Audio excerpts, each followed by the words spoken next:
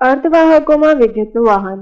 આપણે જાણીએ છીએ કે સહસંયોજક બંધમાંથી છટકેલા જે ઇલેક્ટ્રોન્સ છે એ મુક્ત બની જાય છે અને એમાં હોલ ઉદ્ભવે છે. અહીંયા ઘડી એ જ રીતે મુક્ત ઇલેક્ટ્રોન્સ આપેલા દર્શાવેલા છે. આ જે છે એ મુક્ત ઇલેક્ટ્રોન્સ છે અને તેમને કારણે અહીંયા હોલ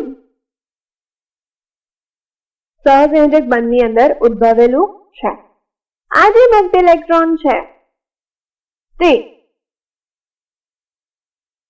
સિલિકોન એટલે કે અર્ધવાહકની અંદર આવેલા છે. હવે જો આ અર્ધવાહક ના સ્ફટિકના બે છેડાની વચ્ચે પોટેન્શિયલ ડિફરન્સ પ્રસ્થાપિત કરવામાં આવે એટલે કે વોલ્ટેજ આપવામાં આવે, એમાં અહીંયા એક પ્લેટને ધન વિદ્યુતભારિત અને બીજી પ્લેટને અહીંયા દર્શાવ્યા અનુસાર ઋણ વિદ્યુતભારિત કરવામાં આવે તો ઇલેક્ટ્રોન છે એ ધન વિદ્યુતભાર તરફ આકર્ષાશે. આથી આ ઇલેક્ટ્રોન પોતાના મધ્યમાન સ્થાનની આસપાસ ઉષ્મીય કંપનો કરતા હશે એટલે કે દોલનો કરતા હશે. દોલનોને કારણે તે પોતાની જગ્યા છોડીને બહાર આવેલા હોય છે અને હોલ ઉત્પન્ન હોય છે.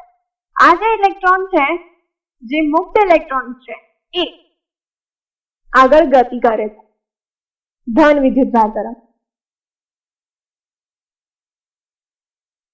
આ ઇલેક્ટ્રોન જે છે એ મુક્ત ઇલેક્ટ્રોન હોવાથી મુક્ત ઇલેક્ટ્રોનને કારણે તેમાં વિદ્યુત પ્રવાહ વહે છે. એ સિવાય જે બંધિત ઇલેક્ટ્રોન છે જે હજી દોલનો કરીને પણ પોતાની જગ્યામાંથી પોતાના સહસંયોજક બંધમાંથી બહાર આવેલા નથી તેવા ઇલેક્ટ્રોન પણ તેમાંથી બહાર નીકળી અને અહીં જે હોલ હશે એની જગ્યા આ રીતે પૂરી થશે. આમ આ મુક્ત ઇલેક્ટ્રોનને કારણે ગતિ અને આ જે બંધિત છે હજી પણ સહસંયોજક બંધની અંદર રહેલું છે એવા ઇલેક્ટ્રોન પણ ગતિ કરીને હોલને પૂરે છે. હવે આ ઇલેક્ટ્રોન તો અહીંયા આવી જશે અને આ હોલને પૂરી જશે તો બીજો એક હોલ ઉત્પન્ન થઈ જશે.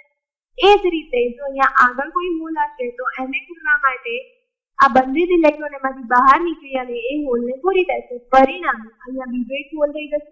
આ હોલને અહીં જે આવેલું ઇલેક્ટ્રોન છે બંધિત ઇલેક્ટ્રોન એ કોઈ પણ બંધિત ઇલેક્ટ્રોન આવી અને એ હોલને પૂરી દેશે. આથી આ હોલ છે એ ખાલી જગ્યા જતી રહે પણ એ પોતાની જે જૂનું સ્થાન હશે જ્યાંથી એ આવ્યો હશે ત્યાં બીજી એક ખાલી જગ્યા ઉત્પન્ન થઈ જાય છે એટલે કે બીજો એક હોલ ઉત્પન્ન થઈ જાય છે. આ હોલને પૂરવા માટે ફરી પાછું એક બંધિત ઇલેક્ટ્રોન આવીને એમાં જતો રહે છે. આમ અહીં જે સિલિકોન છે એમાં વિદ્યુત પ્રવાહ વહે છે પણ એ વિદ્યુત પ્રવાહ બે પ્રકારના હોય છે. એક તો મુક્ત ઇલેક્ટ્રોનને કારણે IE જેટલો પ્રવાહ વહે છે. અહીં આ મુક્ત થયેલા ઇલેક્ટ્રોનને કારણે જે પ્રવાહ વહે છે જે પોતાની જગ્યા છોડીને સહસંયોજક બંધ તોડીને સ્ફટિકની અંદર મુક્ત રીતે ગતિ કરતા હોય છે એ મુક્ત ઇલેક્ટ્રોનને કારણે વહેતો પ્રવાહ અને બીજો એક પ્રવાહ વહે છે જે ઓલરેડી સ્ફટિકની અંદર છે સહસંયોજક બંધની અંદર છે એ પોતાને એને કહેવામાં આવે છે બંધિત ઇલેક્ટ્રોન. આ જે બંધિત ઇલેક્ટ્રોન છે એ પણ જે હોલ ખાલી પડ્યો છે એ ખાલી હોલને પૂરવા માટે આગળ વધે છે અને એ ખાલી હોલમાં સમાઈ જાય છે એટલે આવા બંધિત ઇલેક્ટ્રોન ને કારણે પણ પ્રવાહ વહે છે. આ જે હતો એ પહેલા ઇલેક્ટ્રોન અહીંયા હતો એ સહસંયોજક બંધની અંદર હતો એ ઇલેક્ટ્રોન પોતાનું સ્થાન છોડીને આગળ જે હોલ પડ્યો એ હોલને પૂરવા માટે આગળ વધે છે. આમ આવા જે અર્ધવાહકો છે તેમાં બે પ્રવાહ વહે છે. એક તો બંધિત ઇલેક્ટ્રોનને કારણે આ બંધિત ઇલેક્ટ્રોન ને કારણે પ્રવાહ કેમ ગયો? આ ઇલેક્ટ્રોન પોતાનું સ્થાન છોડીને આ સ્થાનમાં ક્યારે આવ્યો? જ્યારે અહીંયા હોલ હતો ત્યારે આ ઇલેક્ટ્રોન પોતાનું સ્થાન છોડી અને આ હોલની અંદર ભરાયો. આમ બંધિત ઇલેક્ટ્રોનની ગતિની પાછળનું કારણ સહસંયોજક બંધની અંદર જે હોલ એટલે કે ખાલી જગ્યા પડે છે. અહીંયા પહેલા ખાલી જગ્યા હતી આથી આ બંધિત ઇલેક્ટ્રોન એ ખાલી જગ્યા ભરવા માટે અહીંયા આગળ આવ્યો અને પોતાની જે જૂની જગ્યા હતી ત્યાં એને ફરી પાછું એક બીજું હોલ ઉત્પન્ન કર્યો. આ હોલને ભરવા માટે ફરી પાછું બીજો એક બંધિત ઇલેક્ટ્રોન તેમાં આવી ગયો અને એને પોતાની જે જૂની જગ્યા છે ત્યાં બીજું એક હોલ ઉત્પન્ન કર્યો. આ રીતે તેને કારણે પ્રવાહ વહે છે. આ બંધિત ઇલેક્ટ્રોનને કારણે જે વહેતો પ્રવાહ છે તેને આપણે હોલની ગતિ પણ કહી શકીએ. પહેલા અહીંયા હોલ હતો, પછી બંધિત આ ઇલેક્ટ્રોન અહીંયા આવી ગયો તો અહીંયા હોલ પડી ગયો ફરી પાછો આ ઇલેક્ટ્રોન અહીંયા આવે તો અહીંયા હોલ આવી ગયો, જ્યારે આ હોલ તો પહેલાની જેમ પૂરાઈ ગયો. હવે આ હોલ છે અહીંયાથી આ બંધિત ઇલેક્ટ્રોન એમાં આવશે તો અહીંયા હોલ આવી ગયો, એટલે પહેલા હોલ અહીંયા હતો પછી અહીંયા ગયો, પછી પાછો આ રીતે હોલ જે છે એને પણ ગતિ કરી. આથી બંધિત ઇલેક્ટ્રોનની અથવા તો જે ગતિ છે એ હોલની ગતિ પણ કહી શકીએ. આમ બંધિત ઇલેક્ટ્રોન અથવા હોલની ગતિને કારણે પણ પ્રવાહ વહે છે, જેને IS કહેવામાં આવે છે. મુક્ત ઇલેક્ટ્રોન દ્વારા મળતા વહનથી જુદું પાડવા માટે બંધિત ઇલેક્ટ્રોનની ગતિની વિરુદ્ધ દિશામાં ગતિ કરતા હોલની ગતિના સ્વરૂપમાં એને ગણવામાં આવે છે. અહીં એક વસ્તુ નોંધો કે આ જે ઇલેક્ટ્રોન છે એ ઋણ છેડાથી ધન છેડા તરફ આ બધા ઇલેક્ટ્રોન આ દિશામાં ગતિ કરે, એટલે કે ઋણથી ધન છેડા તરફ એ ગતિ કરે છે, જે મુક્ત ઇલેક્ટ્રોન છે તે.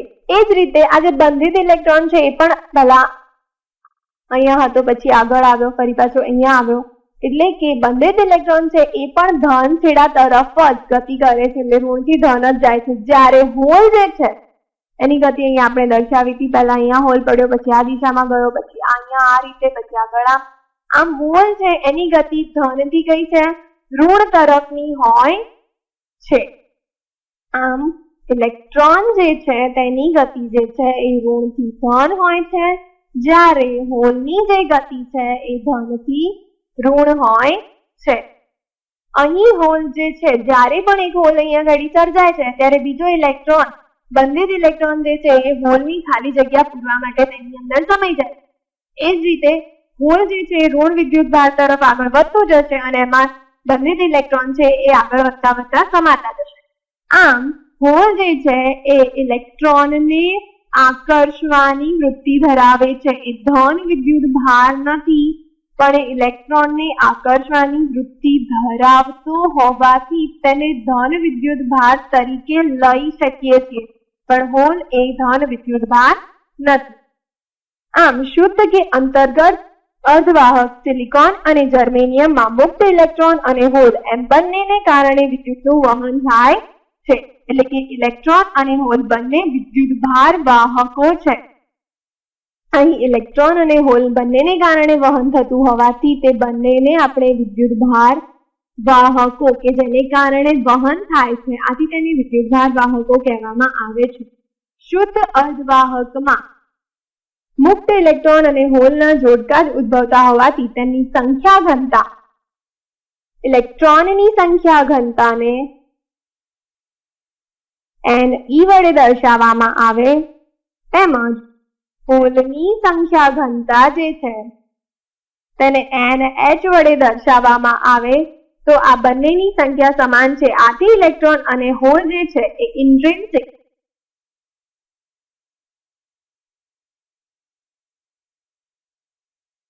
વિદ્યુત ભાર વાહકો તરીકે ઓળખાય છે. આથી તેમની સંખ્યા ઘનતાને Ni વડે દર્શાવવામાં આવે છે. જો બંનેની સંખ્યા ઘનતા સમાન હોય છે આથી Ne બરાબર NH બરાબર Ni ઇન્ટ્રિન્સિક વાહકો હોવાથી Ni વડે દર્શાવતા સિલિકોન અને જર્મેનિયમનું જો તાપમાન વધારવામાં આવે તો તેના સહસંયોજક બંધની અંદર ભંગાણ સર્જાય છે, એટલે કે જે બે ઇલેક્ટ્રોન વડે સહસંયોજક બન્યો હોય છે એમાંથી એક ઇલેક્ટ્રોન તેની બહાર આવી જાય છે અને પરિણામે મુક્ત ઇલેક્ટ્રોન અને હોલ પ્રાપ્ત થાય છે. અને આથી જો તેમના વિદ્યુત ભાર વાહકોની સંખ્યા ઘનતા વધારવામાં આવે, એટલે કે ઇલેક્ટ્રોન અને હોલની જો સંખ્યા વધશે તો તેની વાહકતામાં પણ વધારો થશે.